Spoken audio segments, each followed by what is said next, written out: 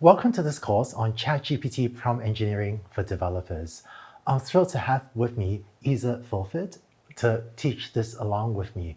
She is a member of the technical staff of OpenAI and had built the popular ChatGPT retrieval plugin.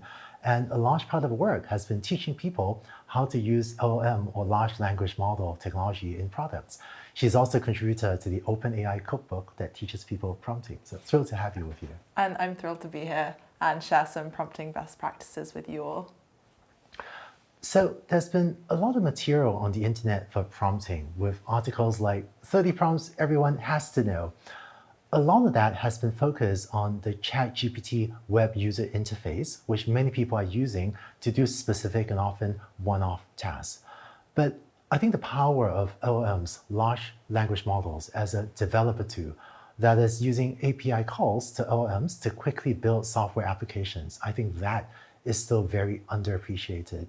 In fact, my team at AI Fund, which is a sister company to Deep Learning AI, has been working with many startups on applying these technologies to many different applications. And it's been exciting to see what LLM APIs can enable developers to very quickly build.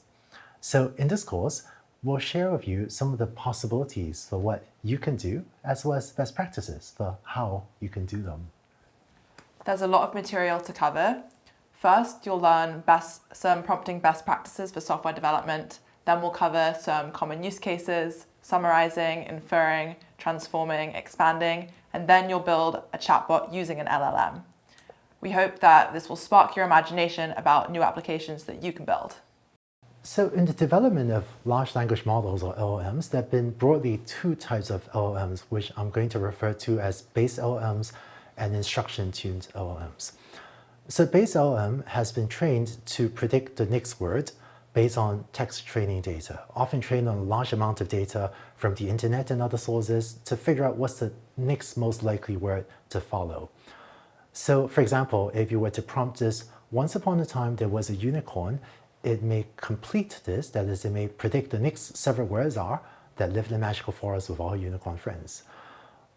But if you were to prompt this with what is the capital of France, then based on what articles on the internet might have, it's quite possible that the base LLM will complete this with what is France's largest city, what is France's population, and so on, because articles on the internet could quite plausibly be lists of quiz questions about the country of France.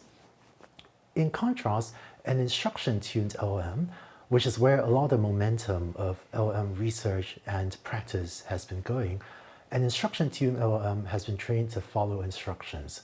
So if you were to ask it, what is the capital of France, it's much more likely to output something like the capital of France is Paris. So the way that instruction-tuned LLMs are typically trained is you start off with a base LLM that's been trained on a huge amount of text data and further train it, further fine-tune it with inputs and outputs that are instructions and good attempts to follow those instructions, and then often further refine using a technique called RLHF, reinforcement learning from human feedback, to make the system better able to be helpful and follow instructions. Because instruction-tuned LLMs have been trained to be helpful, honest, and harmless. So for example, they're less likely to output problematic text, such as toxic outputs, compared to base LLM. A lot of the practical usage scenarios have been shifting toward instruction-tuned LLMs.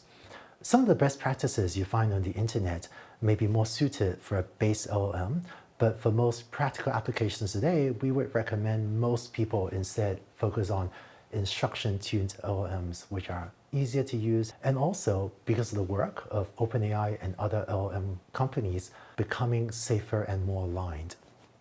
So this course will focus on best practices for instruction-tuned LLMs, which is what we recommend you use for most of your applications.